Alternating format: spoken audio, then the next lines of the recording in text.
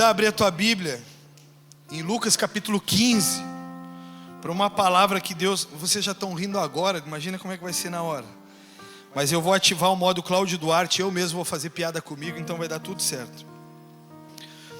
A palavra que Deus colocou no meu coração, o título dela é O Caminho de um Pródigo. Você pode dizer isso comigo? O caminho de um pródigo.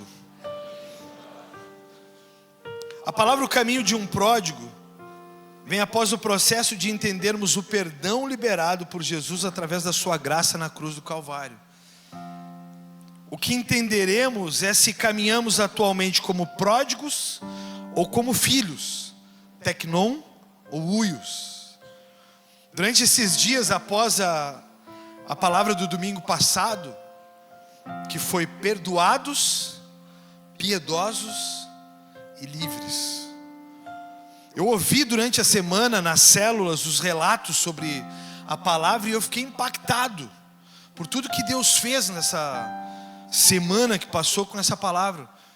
Só que o sentimento que eu fiquei após a célula é que eu tinha uma responsabilidade de que já que agora as pessoas são perdoadas, e quem largou a cordinha aí? Levanta a mão, quem largou a cordinha domingo passado aí? Só esses é quem largou a corda. Levanta a mãozinha aí, seu canalha. Opa, seu irmão crente. Eu larguei a corda. E essa semana teve um enviado de Satanás ou de Jesus, eu não sei, que ele me disse assim: lembra que tu largou a corda, pastor? Falou, foi ontem. Eu estava enraivecido com o Grêmio. E ele, vou falar o nome dele. Fala ou não fala, igreja? Vocês são futriqueiros mesmo. O Adriano diz assim: largou a corda, né, pastor? Larga a corda aí. Aí, Thaís, chegou agora. E eu disse: tem razão, Adriano. Vou liberar perdão para esse infeliz do inferno aí. Mas eu fiquei com um senso de responsabilidade de mostrar outras coisas após o caminho que nos foi dado com o perdão. E então o caminho de um pródigo, ou por que não o caminho de um filho pródigo? Porque eu não sou um filho pródigo, mas eu posso ter a atitude de um pródigo. Então aí, vai Lucas 15, versículo 11 comigo. A palavra é um pouquinho extensa, mas vai valer a pena. Essa é uma das parábolas de Jesus. Diz assim: continuou certo homem. Continuou. 2 pontos, irmão, aprende. Certo homem tinha 2 filhos.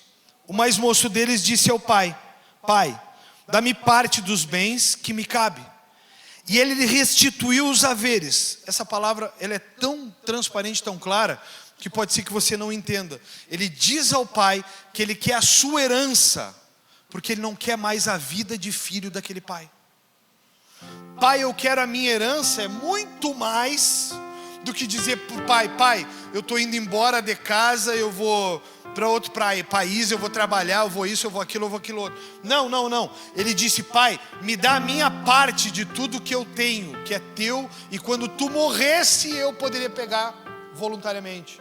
Ele está dizendo: me dá antes.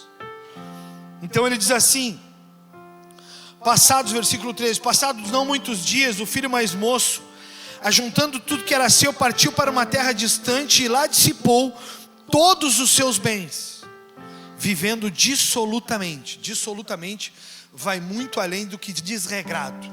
Dissoluto envolve prostituição, pornografia, perda, envolve gastos desnecessários. Dissoluto vai muito além. Depois de ter consumido tudo, sobreveio àquele país uma grande fome, e ele começou a passar necessidade. É como se fosse a Venezuela nos dias atuais. Então ele foi e se agregou a um dos cidadãos daquela terra, e este mandou para os seus campos para guardar os porcos. Então, caindo em si, disse: quantos trabalhadores de meu pai aí têm pão com fartura, e eu aqui morro de fome? Levantar-me-ei, irei ter com meu pai, e lhe direi: pai, pequei contra o céu e diante de ti. Ou seja, pequei contra Deus, porque peguei herança e vivi dissolutamente, e diante de ti já não sou digno de ser chamado teu filho. Trata-me como um dos teus trabalhadores. Ele sabia exatamente o que tinha pedido. Versículo 20: e levantando-se foi para seu pai. Vinha ele ainda longe, quando seu pai o avistou, e compadecido dele, correndo, o abraçou e beijou. E o filho lhe disse: pai, pequei contra o céu e diante de ti já não sou digno de ser chamado teu filho. O pai, porém, disse aos seus servos: trazei depressa a melhor roupa, roupa de filho, a melhor, vestiu e ponha nele um anel no dedo. Anel que representava o símbolo da família, ou seja, a restituição da filiação. E sandálias nos pés. Sandália nos pés representava muito mais do que um calçado, mas representava prosperidade, porque os lugares não tinham asfalto ou pisos, era poeira. Então as pessoas, elas tinham poeiras o tempo inteiro nos pés. Então essa parte das sandálias, ela representava também prosperidade. Então o pai está devolvendo ao filho o sinal de filiação, ele está devolvendo a prosperidade e ele está devolvendo o amor ao filho. Vai muito além. 23, trazei também e matai um novilho cevado, comamos e regozijemo-nos, porque este meu filho estava morto e reviveu, estava perdido e foi achado. E começaram a regozijar-se ou alegrar-se. Ora, o filho mais velho, você pode dizer isso comigo, ora? Dá uma tocadinha no que está do lado aí, diz assim, ora. O filho mais velho. A gente sempre tem um irmão, né? É ou não é? A gente sempre tem um irmão, a gente sempre tem uma lembrança. Alguém sempre te diz, mas sabe como é que é, né? Lembra? Olha o filho mais velho. O cara estava morto, vivendo na miséria. E olha o filho mais velho. Ora, o filho mais velho estivera no campo, e quando voltava a aproximar-se de casa, ouviu a música e as danças, e chamou um dos criados e perguntou-lhe o que era aquilo. E ele informou: veio teu irmão e teu pai mandou matar os novilhos cevados, porque recuperou com saúde. Ele se indignou, diga comigo, ele se indignou. Isso é generosidade ou não? Tá, mas vamos lá. Ele se indignou e não queria entrar. Saindo, porém, o pai procurava conciliá-lo. Mas ele respondeu a seu pai: há tantos anos que te sirvo, sem jamais transgredir uma ordem tua, e nunca me deste um cabrito sequer para alegrar-me com os meus amigos. Vindo, porém, esse teu filho, não é meu irmão, que desperdiçou os teus bens com meretrizes, tu mandaste para ele matar para ele novilho cevado. Então respondeu-lhe o pai: meu filho, tu sempre estás comigo. Você pode repetir isso comigo? E tudo que tenho é teu. Ou seja, o outro só teria o básico. Tudo que tinha ali era dele. Ele era o filho que permaneceu. Entretanto, era preciso que nos regozijássemos ou nos alegrássemos, porque esse teu irmão estava morto e reviveu, estava perdido e foi achado. Deixa eu fazer na nova versão Scarduelli, revista e atualizada, esse diálogo do filho mais velho com o pai. Pai, tu tá de sacanagem, cara. Esse cara foi embora e levou tudo que era nosso. Tá bem que ele levou só a parte dele, mas esse cara, ele viveu como um hipócrita, cara. Nós estamos trabalhando, eu e tu, pai, dia e noite, e esse cara tá gastando tudo. Esse cara não tem responsabilidade, pai. Pô, o senhor está de brincadeira. Aí eu estou aqui há tantos anos te servindo, e o senhor nunca sequer matou um cabrito para dizer para mim: filho, mandei matar um cabrito para a gente celebrar o amor que eu tenho por ti, filho. Olha isso, cara. Continuando a leitura na nova versão Scarduelli, revista atualizada. Aí o pai olha para ele e diz assim: mas filho, cara, esse é teu irmão. Aí o filho diz assim: pai, eu não estou nem aí, esse cara é um canalha que nos rebentou e foi embora. Tirou parte da nossa riqueza, tirou parte desses nossos anos de trabalho, e estava lá, meu irmão, gastando com prostituta. Não aceita esse cara de volta. Não deixa esse cara viver entre nós, cara. Esse cara vai nos roubar de novo. E o pai disse para ele: filho, ele estava perdido e foi achado. Eu achei que ele estava morto, cara. e tu está preocupado com dinheiro. Eu achei que eu tinha perdido meu filho, cara. Mas tu está preocupado com dinheiro. Antes de eu te explicar o que é pródigo, deixa eu te falar um pouco sobre o que é ser igreja.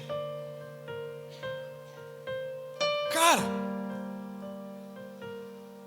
tem pessoas dentro da igreja que olham o necessitado e parece que não é com eles. Tem pessoas dentro da igreja que entram e saem e parece que isso não é contigo.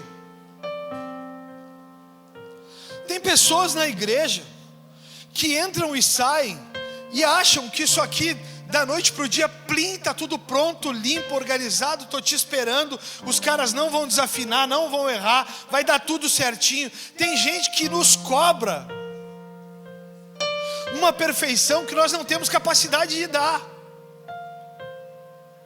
Tem gente que olha para mim e para a Lidiane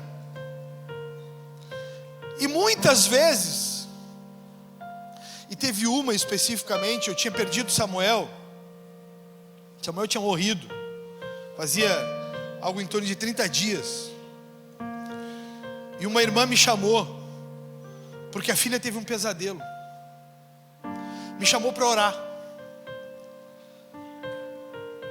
e eu não lembro, então não vou dar a ela, não vou atribuir a ela a culpa, eu vou atribuir a culpa a mim. Eu não lembro se era só a minha dor, eu não conseguia orar por mim, quanto mais ia orar por outro, ou se realmente envolto pela dor, pelo sofrimento, eu acabei esquecendo de ir lá naquele dia orar pela criança que tinha passado a noite com insônia, dormindo, porque tinha sonhado com um demônio, sei lá o quê. E aí eu não fui. E um dia eu precisei ir até a casa dela para corrigir, porque eu sentia que ela estava indiferente comigo. E aí eu fui até ela e eu disse: poxa, cara, o que aconteceu? Eu preciso te pedir perdão por alguma coisa que eu não sei o que é. Ela disse: pois é, quando eu precisei de ti, tu não veio. Eu disse: poxa, cara, mas me perdoa, mas que dia foi esse que tu precisou de mim que eu não apareci? Ela disse: pois é, teve aquele dia que eu te liguei para tu vir orar aqui. Eu disse: dia? Aí eu disse para ela assim: tu tens razão, eu não vim, eu não lembro. Eu sou muito chorão, tá? Então nem bola para mim, porque eu sou chorão. E eu disse para ela assim: eu não vim, eu não lembro se eu não vim porque a ferida me matava, ou se porque eu esqueci. E ela me olhou e me disse assim: pois é, mas eu sou ovelha e tu é pastor. Tipo assim, faz o que tu tem que fazer, dá teu jeito, porque quando eu precisar eu quero que tu me sirva. Obrigado, mãe.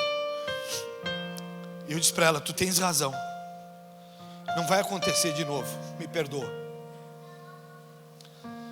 Depois de um certo tempo, eu acho que ela não conseguiu viver com a minha imperfeição e foi embora para outra igreja. É assim que a gente está tratando a igreja dos dias atuais. Como o irmão mais velho. Eu te olho e a tua imperfeição não me serve. Mas aí a gente quer ser perdoado, piedoso e liberto. Ontem eu fiz um casamento. E uma das frases do William Shakespeare, eu vou abrir aqui. O Shakespeare, ele falou uma frase, que foi a primeira frase que eu li no casamento, que diz assim: o casamento faz de duas pessoas uma só. Difícil é determinar qual será. Tipo assim, o casamento, ele vai fazer com que nós precisemos viver com as nossas imperfeições, e o difícil vai ser quem é o vencedor. O difícil vai ser quem é que vai ser humilhado, quem é que vai ser abandonado. O difícil vai ser quem vai ter que ceder o tempo inteiro para esse casamento dar certo e ser uma realidade. E aí na sequência, a diferença de um casamento cristão, a diferença de uma vida de um cristão é: eu não vivo por minha causa, eu vivo pela causa de Cristo. Então eu preciso aprender a tolerar a diferença do próximo. O grande problema do filho mais velho é que ele não amava o irmão.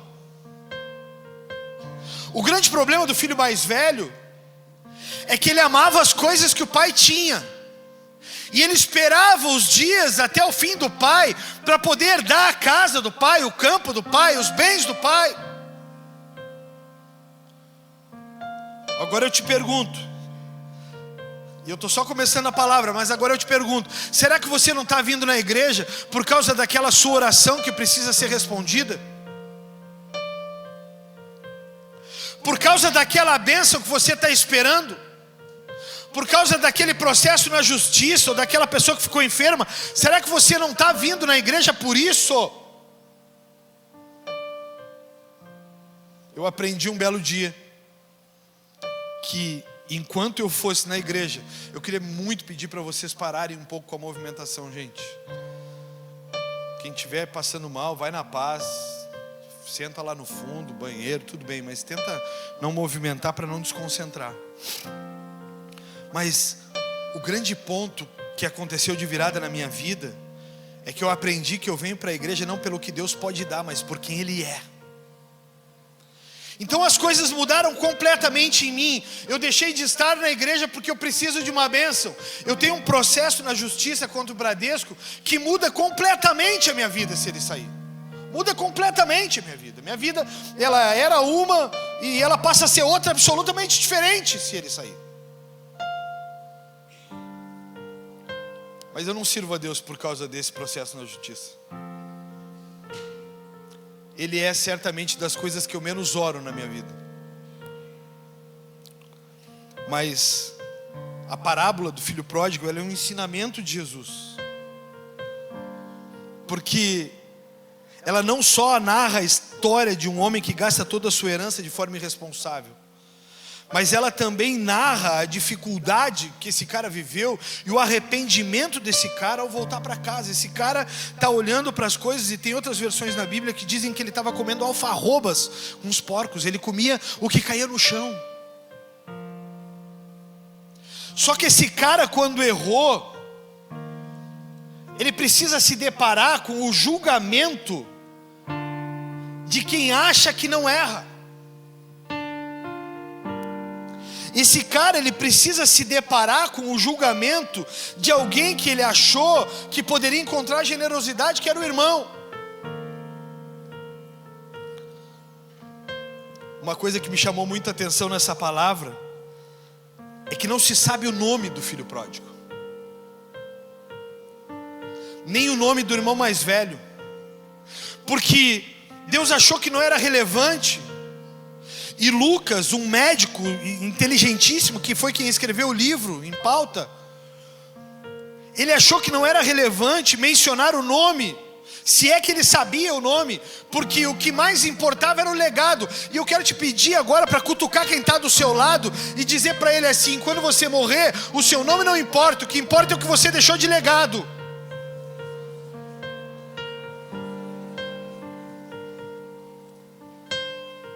Hoje o que resta dos meus 2 filhos é a memória do que eles fizeram.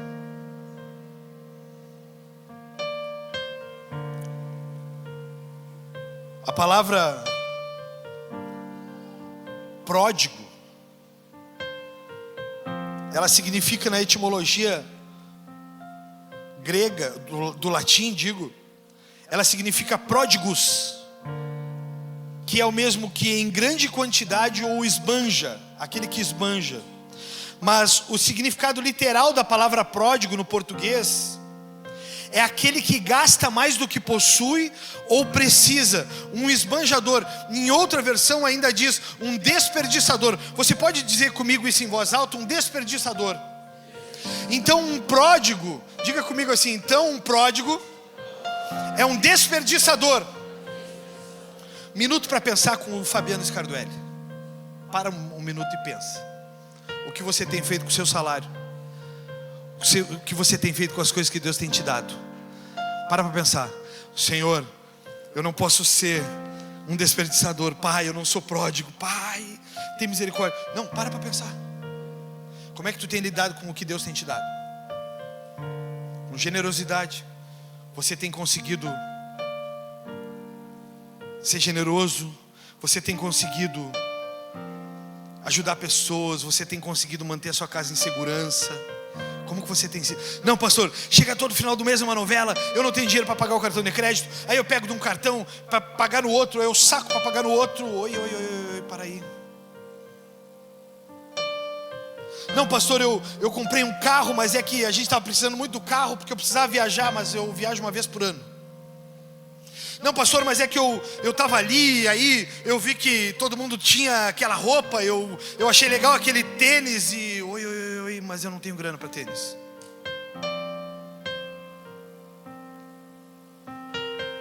E aí eu acabo vivendo como um pródigo. Mas olha para mim aqui. É lindo apontar o dedo para o filho pródigo, né? Meter o dedo na ferida dele e dizer assim: é, seu filho pródigo. Mas será que tu não tem feito o mesmo com o que Deus tem te dado? Para aí, pastor, desperdiçador é só de dinheiro. Olha para quem está do teu lado e diga: não, é dos teus dons também. Como que tu tens usado os teus dons, ô irmão? Tem usado para a causa do Senhor? Ah não, pastor, é que assim, né? Tu sabe como é que é? Eu tenho tido, tá muito corrido os dias, eu não estou conseguindo estar na igreja toda hora e ando meio atrapalhado. A gente ouve isso toda hora ou não? Estou com muita dificuldade, pastor, sabe como é que é? Para servir aí na igreja precisa de muita coisa, a gente precisa estar o tempo inteiro aí. Oi? Mas e os dons que Deus te deu? Será que Ele te deu para ganhar dinheiro? Tá, mas tudo bem, Deus te deu esses dons para ganhar dinheiro, e tu está devolvendo o que não é teu, os 10% do dízimo? De repente você está dizendo nem uma coisa nem outra, então está tudo errado. Pródigo. É bom apontar o dedo nos outros, né? A palavra, ela vai muito além, muito além. A palavra, ela vai muito além, por quê? Porque eu preciso me autoanalisar. Eu preciso fazer uma percepção das coisas e das formas como eu estou vivendo. Então eu começo a olhar para essa palavra e eu começo a fazer uma percepção da minha conduta diária. Como eu me movo, como eu ando, como eu sou, como eu tenho agido. Eu tenho tido coisas, eu tenho trabalhado incansavelmente, mas o meu incansavelmente nunca é suficiente, porque o meu dinheiro nunca dá. Desperdiçador, pródigo. Como que faz, pastor? Como que eu posso agir, pastor, daqui para frente? Tu precisa começar a olhar para Deus e dizer para Deus: Deus, aonde eu tenho errado? Porque semana passada tu foi perdoado. Tu largou a corda e tu perdoou também pessoas. Pastor, eu não tenho conseguido usar os meus dons pela causa. Pastor, eu não tenho conseguido usar os meus dons. Eu estou com os meus dons guardados. Usando no quê, pródigo?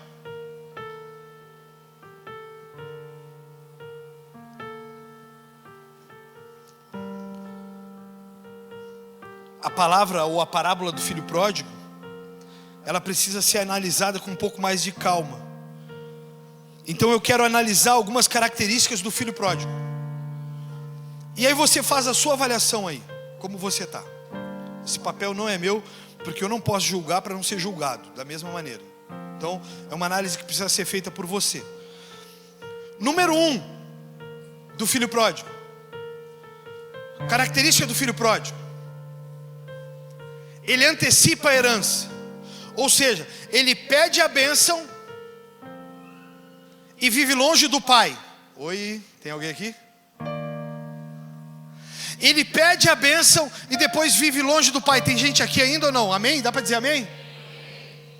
Será que já começou a enxergar a gente, ou lembrar de gente assim ou não? Que pede a bênção, aí o pai dá a bênção e tu mete o pé e vai viver dissolutamente. gente achava que filho pródigo era só dinheiro, né? Então, o grande problema desses caras que antecipam a herança é que esses caras não leem a Bíblia. Porque a Bíblia tem pelo menos 2 relatos que apontam esse erro. O erro número 1 está em Provérbios capítulo 13, versículo 11. Pela pressa, não vai dar para esperar vocês, eu vou ler aqui. Primeiro erro de alguém que antecipa a herança. Provérbios 13, 11, diz assim: a riqueza obtida com facilidade, essa diminui, mas quem a junta pelo trabalho, esse havia aumentar. Erro número 1, pegar o que tu não tem, pegar o que tu não conquistou, pegar o que tu não sabe como foi conquistado, pegar o que tu não sabe como foi feito, o trabalho que teve para conquistar. Erro número 1. Todo pródigo, ele antecipa, ele diz a Deus: Deus, eu quero a tua bênção. Deus, eu quero o teu poder. Deus, eu quero a tua autoridade. Deus, eu quero os teus dons. Aí Deus te dá dons, Deus te dá a bênção. Você vive dissolutamente. Não está nem aí para a obra de Deus. Não está nem aí para as pessoas. Não está nem aí. Está vivendo. Modo Zeca Pagodinho: deixa a vida me levar, vida leva eu. Se o Zeca Pagodinho não tivesse a grana que tem, meus amigos, mas tem horas que todo mundo, eu acho que já pensou em ativar o modo Zeca Pagodinho. Não me deixa pecar sozinho. Quem já pensou em deixa a vida me levar, vou viver numa praia, não estou nem aí. Tem um abençoado lá que não vai me deixar pecar sozinho.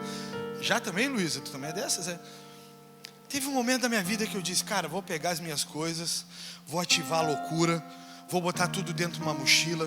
O que não der para levar numa mochila eu vou vender, vou fazer dinheiro. Vou para uma praia e vou viver na beira da praia todos os dias. Meu irmão, eu odeio peixe, como é que vai ser? Eu não sei, mas eu vou ter que dar um jeito. Mas eu não quero nem saber. Quando falarem em gente eu vou dizer: ah, não fala isso aqui comigo.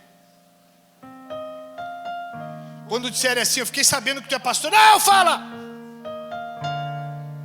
Mas tem alguém precisando de oração, não quero saber. Eu já pensei. Por isso eu pequei e me reconsiderei com Deus. Então eu fiquei no meu lugarzinho aqui. Ontem tinha um carioca aqui falando comigo. Ontem na academia, na verdade, um carioquinho. É carioca, o Silvio é carioca? Não, o Silvio é pernambucano. Aí o pernambucano dizia assim para mim: pô, pastor, só faltava água em Bagé, né, pastor? Bagé é legalzinha, precisa ter um rio, uma praia. Eu digo: não fala, para não ativar minha mágoa. Primeiro erro: quem obtém riqueza com facilidade, essa diminui, mas quem ajunta pelo trabalho, pelo esforço, esse havia aumentar. Erro número 2 do filho pródigo, por antecipar a herança. Provérbios 20, versículo 21. A posse antecipada de uma herança no fim não será abençoada. O que não é abençoado é o quê? Fala mais alto. O que não é abençoado é o quê?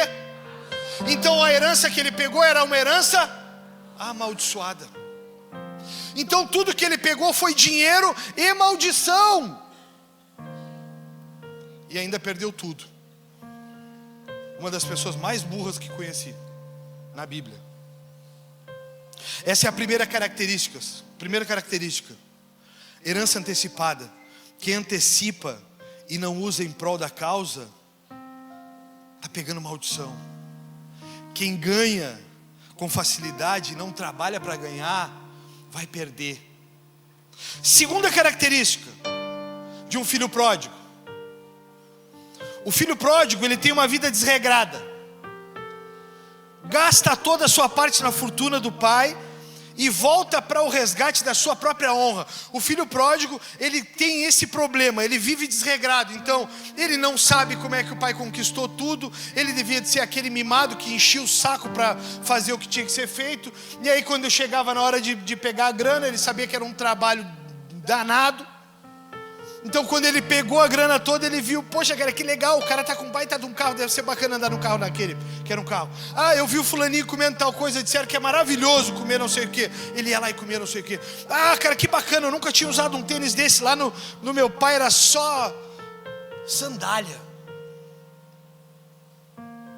Esse tênis, inclusive, que eu tô agora, eu ganhei do meu amigo Vitor ali, que me viu sair sem sapato do culto em Rosário e ficou compadecido, porque a segunda vez que eu vou em Rosário, Deus manda eu dar o tênis que eu tenho para pessoas. Aí o Vitor viu que eu estava sendo humilhado ali e me deu um tênis, e eu fiquei olhando para ele, irmãos, só de meia, e eu fiquei pensando assim: Deus mandou, é meu, não vou dizer nada. Ele ficou de meia, foi de meia para casa. Mas porque um homem de Deus, quando ele é generoso, ele sabe que é Deus quem vai retribuir. O problema do filho pródigo é que ele vive uma vida desregrada e quer ser próspero. Cutuca aí quem está do teu lado, diz para ele aí: ei fulano, quer uma vida de prosperidade? Não cabe uma vida desregrada. Ah, mas eu vi o fulano. Diga para ele: mas é que eu vi os filhos. Só quem é filho e está com a mãe e o pai por perto aí? Tem alguém que está com a mãe e o pai por perto? Levanta a mão aí.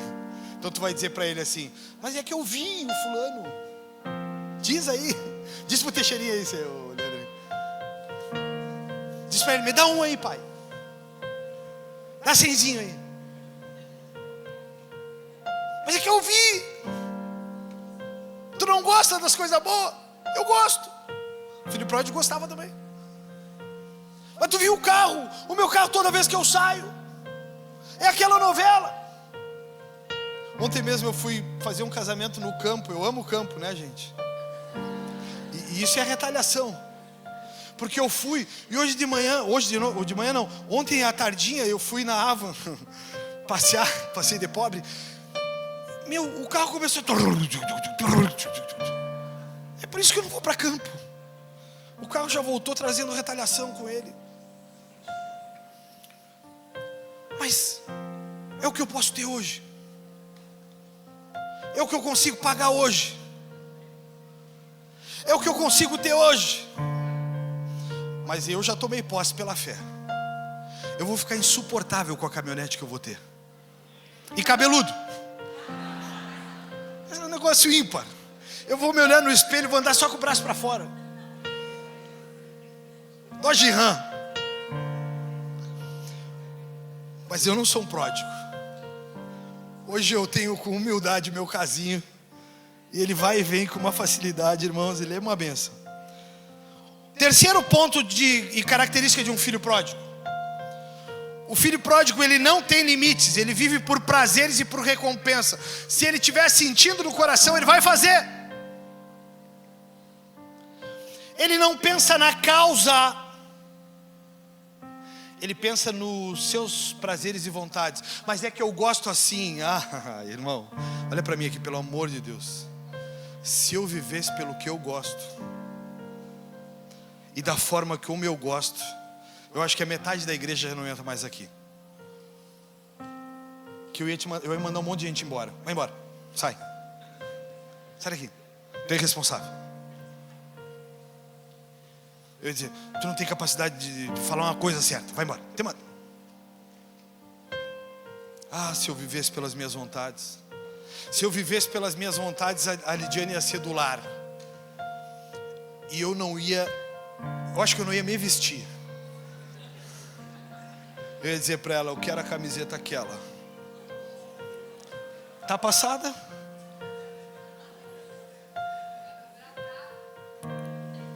Hoje eu levantei com ela cedinho e disse para ela: mulher da minha vida, eu quero que passe essa camisa. Eu fui com chocolate antes, entendeu? Mulher da minha vida. Porque não ia dar tempo. Um homem que não tem limites, ele tem a característica do filho pródigo. Ele não sabe a hora de parar. Ele precisa se suprir. Uma mulher não tem limites. Ela precisa se suprir. Ela precisa que os seus deleites sejam supridos. Ela precisa que os seus prazeres sejam supridos. Ela precisa que a sua vontade seja suprida. O filho pródigo, ele não tinha limite. Se ele soubesse gerar aquilo que ele ganhou, se ele soubesse aplicar aquilo que ele ganhou, ele não precisava comer alfarroba. Mas um pródigo não tem limite. Quarta característica, porque eu ainda preciso falar dos outros dois filhos, o Tecnon e o Uios. Quarta característica: causam reações na família, como a do filho mais velho. Um filho pródigo, ele causa reação na família. O filho mais velho, que nunca desobedeceu ao pai e trabalhava duro, se revoltou ao saber da festa para o irmão que esbanjou os bens com prostituta. O pródigo, ele causa desconforto em toda a família. Tu é ponto de desequilíbrio na tua casa. Ah, mas também, né, pai? Também, né, mãe? Tu passou a mão nele a vida inteira, né? Sempre foi isso, né? Ele sempre fez o que quis. Ele sempre fez o que deu vontade, né, pai? Agora tá aí. Um filho pródigo, ele é um cara incontrolável, ele é indomável. Ele não tem controle na língua. Ele fala o que pensa, ele não mede consequências do que fala. Um filho pródigo, ele não mede as palavras se vai ferir ou se não vai ferir. Um filho pródigo, eu volto a dizer, ele vive em causa própria. Se eu for viver a igreja em causa própria, vocês não vão ter espaço. Mas eu preciso olhar para cada detalhe, eu preciso olhar para cada pessoa, eu preciso olhar para cada ministério, e eu preciso medir a régua de cada um. Todo mês, as meninas do administrativo me mandam a escala da igreja. São 100 pessoas para serem adaptadas ali, 100 pessoas. E o meu trabalho nessa escala é olhar se não há sobrecargas. Elas fazem a adaptação e eu faço a análise se não há sobrecarga. Fulano, como é que tá? Não, fulano sobrecarregou. Fulano pegou 2 na reta, tá com 2 escalas, esse cara precisa sentar. Beltrano, como é que tá? Não, Beltrano não está vivendo um tempo legal, ele está passando por uma crise familiar. Segura ele, tira ele dessa escala agora, joga só para o final do mês, vamos deixar só no fim, vamos deixar ele respirar todo mês pegando culto. Aí eu pego a escala e vejo um outro que está tendo uma crise familiar, e eu digo assim: não, cara, dá uma segurada nele, joga ele, se tiver como segurar para o próximo mês, joga ele, para ele por um instante e depois a gente volta. Glauber lá, esse filhão da fé, é líder da intercessão aqui. É disparado a escala que eu mais mexo, é ou não é? Todo mês eu digo para ele: cara, mexe aí, não dá, segura. Por quê? Porque eu preciso analisar o perfil. A pessoa está ali, mas ela está sobrecarregada. Puxa vida, segura. Eu nunca tinha mexido nas escalas da minha filha, nunca tinha mexido. E aí, essa semana passada ela estava de escala no Kids. E aí essa semana ela ia estar de novo. Aí ela ia estar 4 escalas no mês. Eu disse para as meninas: não dá, não dá, segura, deixa eu recuperar ela, deixa eu trazer ela para dentro da igreja, deixa ela ver culto, deixa ela respirar também, vamos embora, vamos seguir. Porque eu não posso causar reações na minha família da fé. Preciso me preocupar com todo mundo, preciso olhar para todo mundo. Eu preciso dizer para todo mundo: cara, isso aqui é uma alegria, isso aqui é um prazer. Viver essa causa é um prazer, viver essa causa é uma paixão incontrolável. Olhar eles tocando, olhar eles ministrando aqui, olhar o que está acontecendo entre eles. Cara, eu fico olhando, eu fico apaixonado. Porque a Andressa não tocava teclado, eu pedi. O Johnny não tocava baixo, eu pedi. O Cris não tocava guitarra, eu pedi. Eu pedi para os caras. O Manu não estava mais tocando bateria, o Manu estava...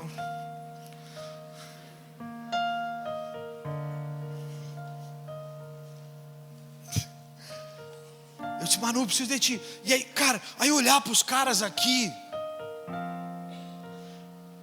eu começo a celebrar ali de baixo, eu começo a festejar. A pastora não cantava. Quando nós começamos a bola, praticamente 11 anos atrás, ela não cantava. E a gente olhava um para o outro e dizia: cara, vai ter que cantar, eu não posso pregar e cantar.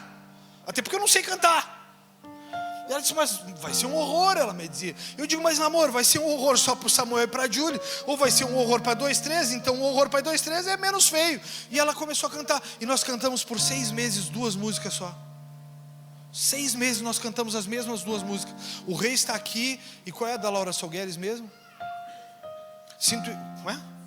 Santo Espírito. Nós cantamos 6 meses, toda terça-feira nós cantávamos Santo Espírito, o Rei está aqui. Então as pessoas chegavam, nós entregávamos umas folhinhas para elas cantarem junto, para ficar menos feio. Elas cantavam todo mundo, o Rei está aqui, o Rei está aqui. 6 meses depois, ela já estava tocando teclado. Eu digo, meu, ó. 10 anos depois, as coisas mudaram completamente. Porque nós nunca fomos pródigos. Nós sempre pensamos na causa. Nós não pensamos em nós mesmos. O filho mais velho recebeu uma lição do pai. O pai explica ao filho mais velho que ele sempre esteve com ele e tudo que o pai tinha era dele. E pasmem, eu estudo tanto a palavra antes de vir para cá, que eu procurei, Sabrina, os advogados aí, eu procurei, tem jurisprudência já sobre isso.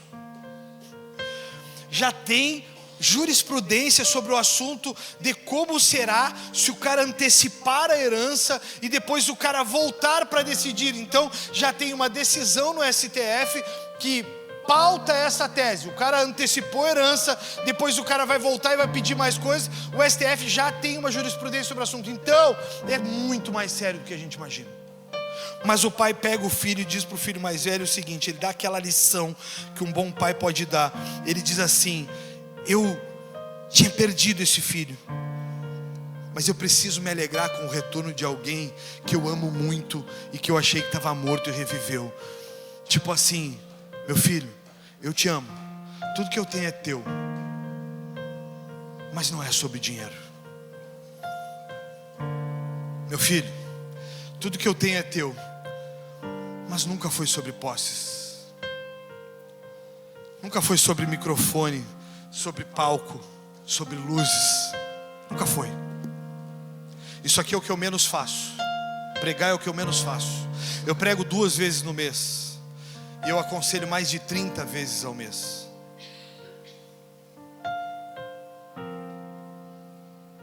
Então se fosse por palco, presta atenção aqui, se fosse por palco, era melhor seguir na carreira profissional. Seria muito mais bem sucedido. Mas o caminho de um pródigo está descrito. Agora eu quero te levar a fazer uma análise, nos próximos 15 minutos, aí no máximo 20, sobre o caminho de um filho. E a intenção é descobrir onde você está nesse exato momento.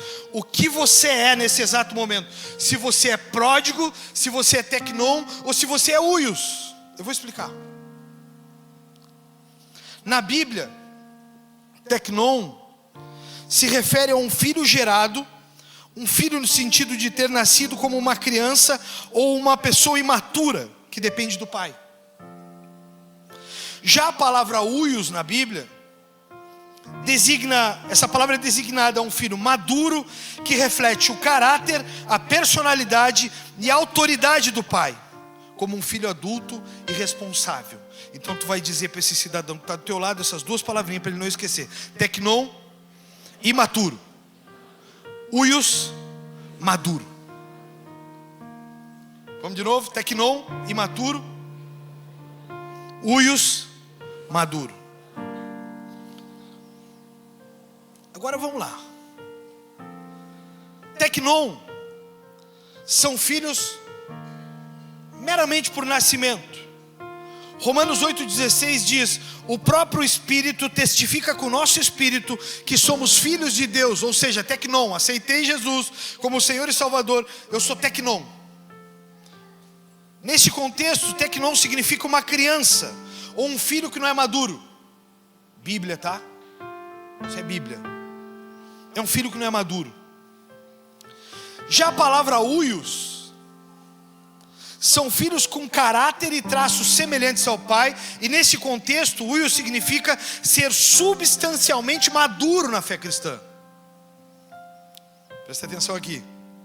Agora eu vou te mostrar huios na Bíblia e tecnon na Bíblia. João 1,12, um tecnon aqui. Mas todos quanto o receberam, quando você naquele belo dia, você disse, eu vou fazer essa oração no final aqui, você diz assim: eu aceito Jesus como meu Senhor e Salvador. Eu vou perguntar aqui no final, quem quer aceitar Jesus como seu Senhor e Salvador? E quem quiser vai levantar a mão e eu vou orar e você vai ter a condição de tecnon. Então 1 João 1,12 diz assim: mas todos quanto o receberam, deu-lhes o poder de serem feitos filhos de Deus, a saber, aos que creem no seu nome. Ou seja, eu creio em Deus, eu creio em Jesus como único Senhor e Salvador, como único, não há outro. Eu creio, eu sou tecnon. Ok? Entendido até aí? Obrigado pela contribuição, entendido? Agora na Bíblia é um huios. Romanos 8,13. A Bíblia diz assim: porque se viveres segundo a carne, caminhais para a morte. Mas se pelo Espírito viveres e mortificares os feitos do corpo, certamente vivereis. Pois todos que são guiados pelo Espírito de Deus são filhos de Deus. Então os que andam guiados pelo Espírito não são tecnon, são huios.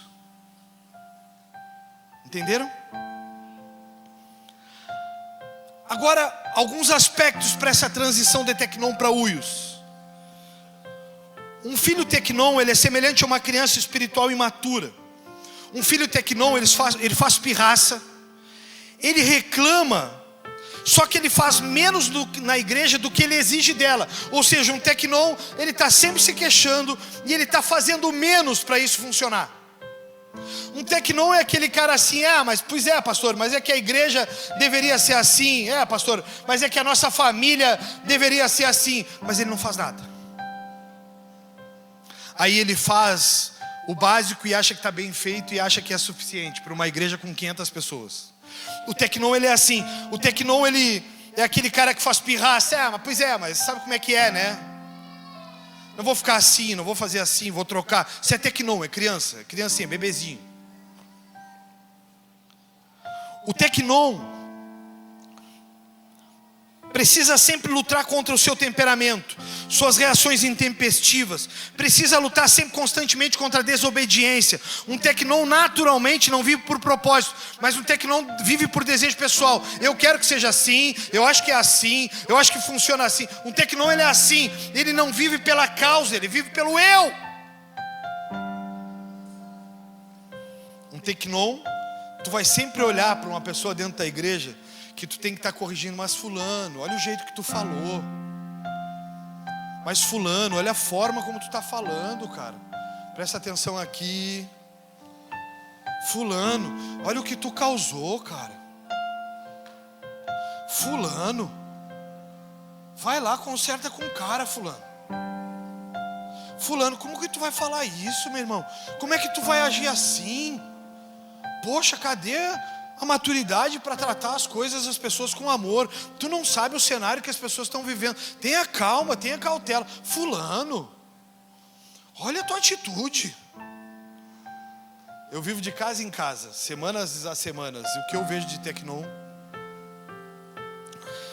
Agora eu vou te mostrar algumas características do huios para terminar.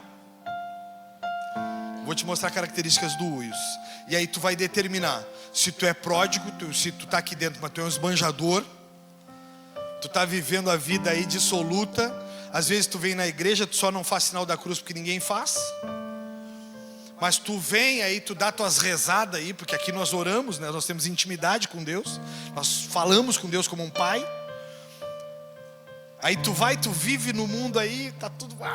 Final de semana tu não estava legal, vou lá na igreja porque eu sinto... Como é que as pessoas dizem? Eu sinto a energia, aquilo tem uma energia. Eu saio daqui energizado. Energia, energia, uma obra dessa dimensão, tu vem sentir energia. Eu vou para a igreja e... eu saí melhor, aí na segunda está transgredindo de novo. Isso é pródigo. Tecnon é o bebezão que está dentro da igreja, mas o bebezão não consegue pensar e agir como um homem maduro. O bebezão tem que estar sempre corrigindo: mas olha o jeito que tu fala, mas olha o jeito que tu está agindo. Pedro, para de agir assim, não faz assim, volta para a igreja. Fulaninho, tu não apareceu de novo. Fulaninho, o que está acontecendo? Está tudo bem? Está bem, estou bem. Fulaninho, tu não está orando, fulaninho. Fulaninho, tu leu a Bíblia? Não li essa semana. Ai, estou muito corrido. Até que não. Fulaninho, tu foi no culto a semana passada? Não, semana passada eu me enrolei. Fulaninho, tu não foi no culto semana passada? Não consegui. Até que não. Tecnon não tem prioridade. Tecnon não sabe o que é prioridade. Para mim, domingo não existe outro lugar às 9:30 da manhã. Para mim, terça não existe outro lugar que não seja a casa do Vini e da Nicole lá. É lá, terça-feira é lá às 20 horas e 5 minutos, 10 minutos antes eu vou estar lá, acabou. É a minha responsabilidade, é o que eu sei que tem que fazer como filho, Uios.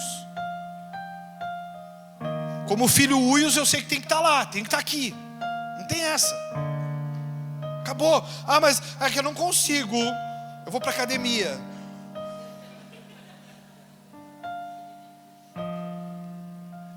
Que hora eu vou treinar? Isso é Tecnon. Tecnon é assim. Tecnon é um bebezinho que tu tem que estar todo dia dando para ele mamar. Mamou hoje, Provérbios 11:23 diz. Mamou hoje, Salmo 23 diz: o Senhor é o teu pastor e nada te faltará. Mamou hoje, o Senhor mandou eu te dizer: volta, filho, porque eu te amo. Mamazinho, filho, para aí que o pastorzinho vai dar mamar. E o pastorzinho vai lá e diz assim: tu sabia que tu é amado? Tecnon, a gente te ama, tu precisa voltar. Uma geração como essa, pós-graduada, doutorada, mestrada, uma geração como essa. Agora os Uios, para encerrar, característica de Uios. E eu espero que essa igreja aqui só tenha Uios. Uma característica de um Uios. Um Uios é maduro. Uma das principais características do Uios é maturidade. Um Uios demonstra maturidade e é compreensivo. Diga isso comigo, pelo amor de Deus. Um Uios, ele é compreensivo. Mesmo que tu erre, ele é compreensivo contigo.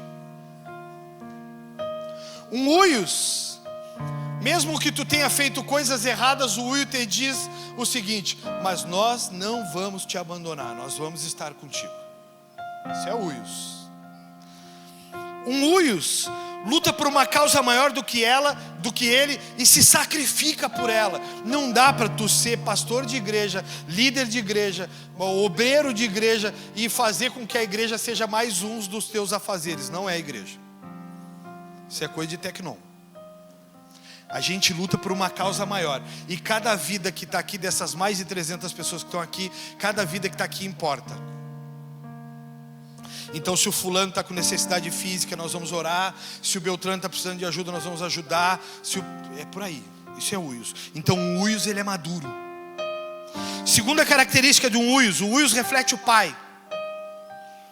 Um Uios é alguém que possui traços de caráter transformado e a personalidade que reflete a Cristo em atos e não apenas em palavras. Então um Uios, quando ele vai tratar com as pessoas, ele reflete a imagem de Cristo. Ele não é condenador, ele não é apenas um ameaçador, ele não é um crítico apenas voraz. Ele é um homem que reflete a imagem de Cristo e características de Cristo. Então ele ama como Cristo amou, ele conduz como Cristo conduziu, ele traz para perto como Cristo fez. Sabe qual que é o grande problema, meu irmão, minha irmã? É que você pode estar sendo Tecnon e acha que é Uios. Então você vai ter que procurar maturidade. Aqui dentro da igreja nós temos muitos gabiru que acham que são Messi jogando bola. Ou seja, praticamente nós temos só gabiru que acham que são Messi.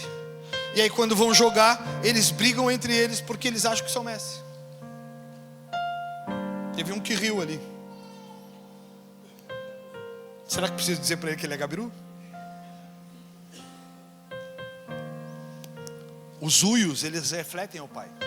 E se tu tá achando que tá mal, vai lá de tarde que eu vou te mostrar. Vai lá no futebol ali.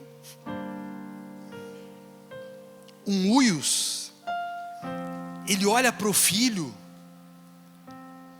que se arrependeu, ele olha para o cara que se arrependeu e ele diz assim: meu irmão, eu não tenho condenações a lançar contra ti, vamos andar mais uma milha.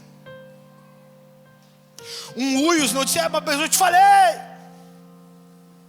viu? Um Uios, Ele olha para a pessoa e diz assim: eu estou disposto a andar uma milha contigo a mais, mas tu não vai ficar pelo caminho.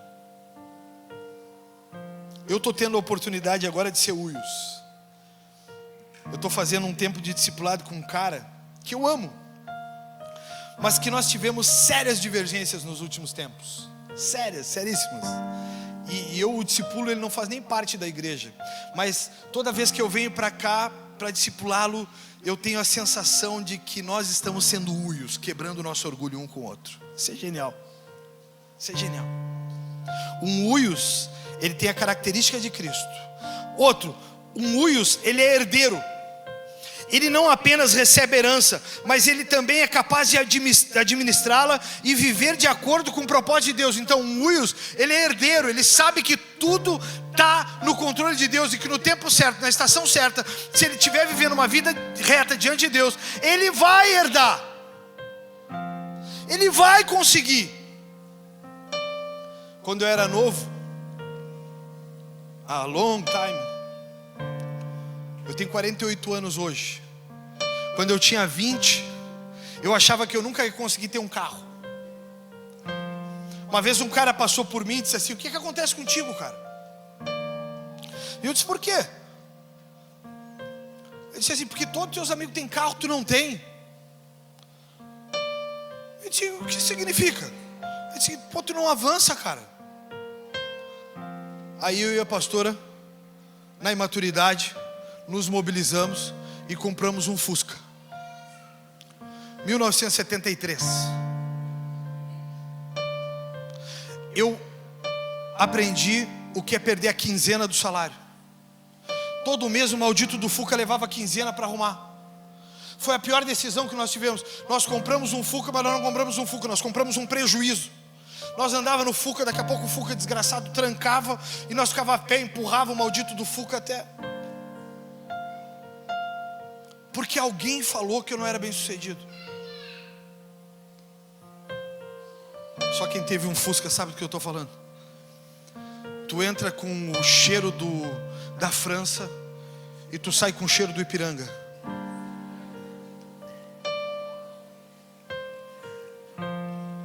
Um Uios, ele é herdeiro. Ele sabe que se ele se manter trabalhando com disciplina, não sendo esbanjador, fazendo cálculo, fazendo as coisas na hora certa, no momento exato, ele vai ter. Amém? Tomou posse aí? Ele vai ter. E por último, um Uios, ele é guiado pelo Espírito. Romanos 8,14: todos os que são guiados pelo Espírito de Deus, esses são filhos de Deus. Sendo assim, Uios são guiados pelo Espírito, não são guiados por emoções. Um Uios, ele é diferente. Agora eu vou te fazer uma pergunta e te convidar para ficar em pé. Porque você está encaixotado dentro dos três. Um deles é você. E nós vamos adorar aqui. Depois nós vamos ter o tempo da ceia, que é esse partir do pão em memória à cruz de Jesus.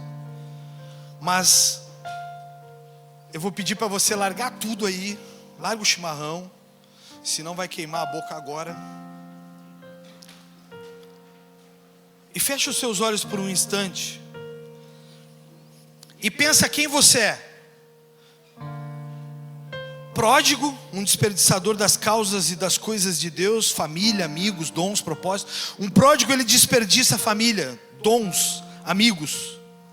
Ele é um desperdiçador dos dons de Deus. Ou você de repente é um tecnon, um filho imaturo, questionador e que pouco ajuda. Fecha os olhos, é você e Deus, não é você e o do lado. Ou terceiro, de repente você se encaixou no Uios. Você é o filho que está pronto para herdar o melhor de Deus, porque sabe como dar continuidade naquilo que recebeu de Deus. Quem você é? Faça essa pausa por um instante aí. Quem você tem sido? Pródigo, tecnon ou Uios? Pastor, eu tenho sido mais um questionador. Tenho feito pouco, mas eu acho que faço muito. pastor, eu não consigo, o tempo inteiro eu vejo coisas erradas nas pessoas, eu questiono, eu estou o tempo inteiro. Ou de repente você está comigo aqui e você está dizendo assim: pastor, essa causa é minha, nós vamos até o fim dela, nós vamos salvar vidas, nós vamos restaurar casamentos, nós vamos melhorar pessoas. Uma das pautas da igreja aqui é que tu tem que te mexer, tem que fazer atividade física, tu tem que te alimentar bem, porque senão tu vai morrer. Então, pastor, eu sou desses caras, eu luto contra mim, eu combato o meu corpo o tempo inteiro. Pastor, eu luto para ser uma pessoa melhor. As pessoas me agridem, mas eu respondo com amor. As pessoas estão falando de mim, mas eu estou tratando elas ainda assim com generosidade. Pastor, eu sou Uios. Quem você é? Quem você é? Quem você tem sido? Poxa, Deus, eu sei que tem muitas pessoas aqui com muito talento, Senhor. Pessoas que tu tens levantado, pessoas que o Senhor tem formado, pessoas com capacidades ímpares, Senhor, mas que pela vida no automático, pela correria, se deixaram e se tornaram, Senhor, se deixaram levar e se tornaram pródigos, desperdiçadores. Homens que não têm controle emocional, que não têm controle sobre as suas despesas, que não usam os seus dons em pró da causa de Deus. Tem tantos tecnons aqui, Senhor, homens e mulheres que questionam, apontam, discutem, mas não ajudam, Senhor, o tanto que fazem de acusações. E aqui nós temos Uios, Senhor.